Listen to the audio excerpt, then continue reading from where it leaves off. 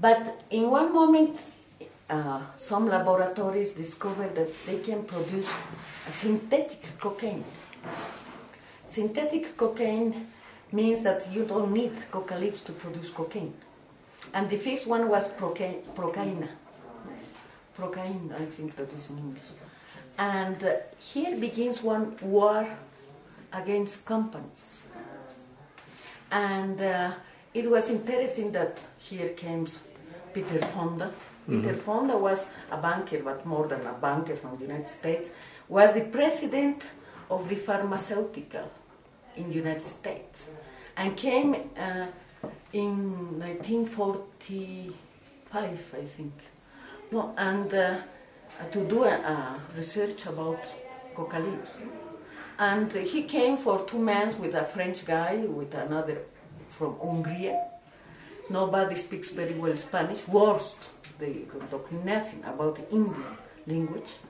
And in 2 months in Peru and in Bolivia decided that coca leaves is bad for the health, that you are lazy if you chew coca, that coca is because Indians use coca leaves in South America, that they are poor and they don't have good foods, and many things like that. One taboo about that. And because this investigation, United Nations decide that coca leaves are not legal, and cocaine at the same time not legal. No?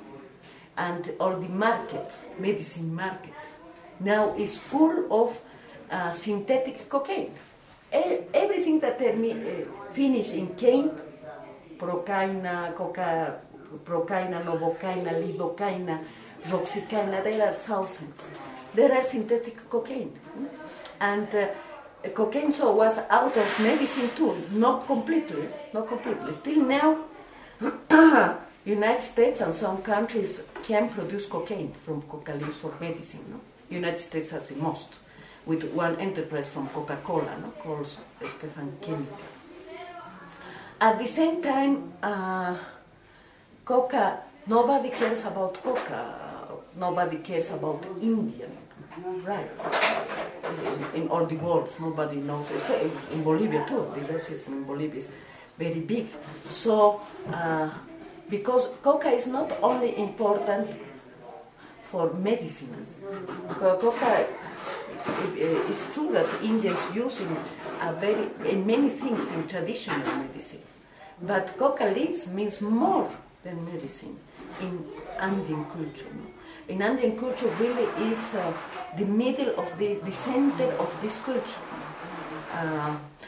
Still now, I have to explain more. If you want, I can explain more what means coca leaves in Andean culture. No, but the answer is more or less like that. No? The history of coca and cocaine always, in Occidental vision, always go together. No? Coca leaves and cocaine are more or less the same because they don't want to understand what more means for the Indians. No? Now, with this long history, and because the movement in Bolivia, the Indian movement begins with the Indians that has coca fields. No?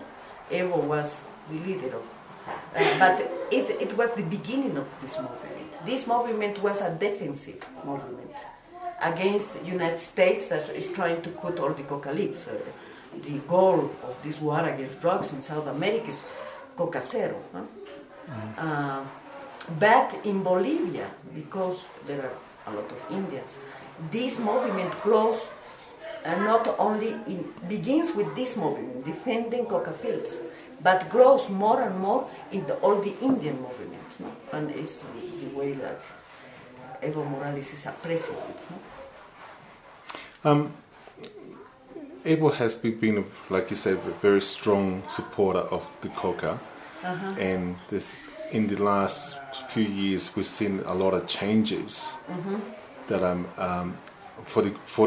which basically helps to recognize that coca is a central part of Bolivian culture. Where do you see things going from here? I think that in Bolivia, Indian awake. Indian is awake now.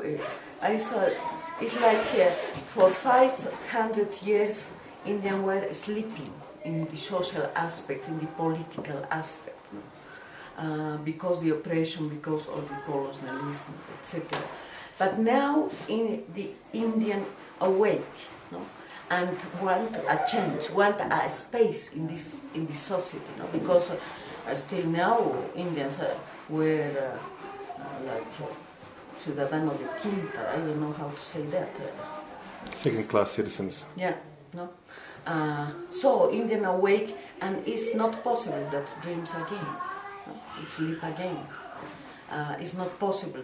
So if the things don't ever represent this Indian awake, but he's trying to change the things in a democratic way. No? Yeah. But if it's not possible this way, I think that it's possible that there were like there will be clashes. Yeah, no, because it's not now the Indians are clear what's the position in this society, no? The importance that they have, how much they are. So it's difficult that things don't change now.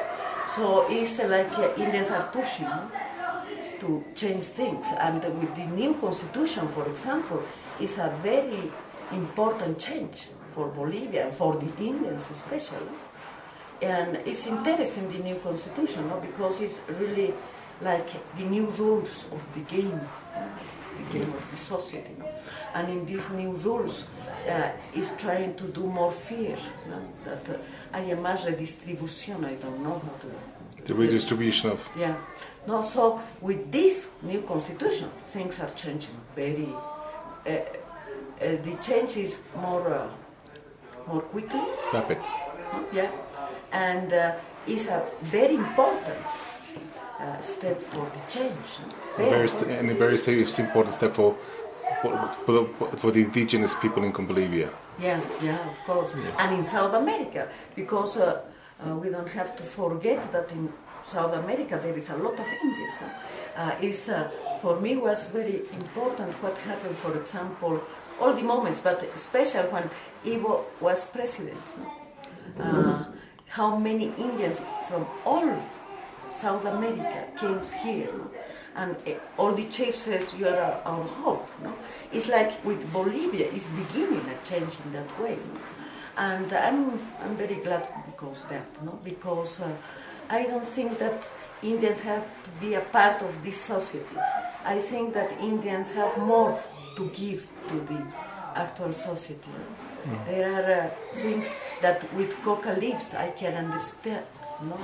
It's amazing the way, the vision of life that's still alive in Bolivia. And it had to be a lot of Coca Leaves in that reproduction of this Indian vision. Yep.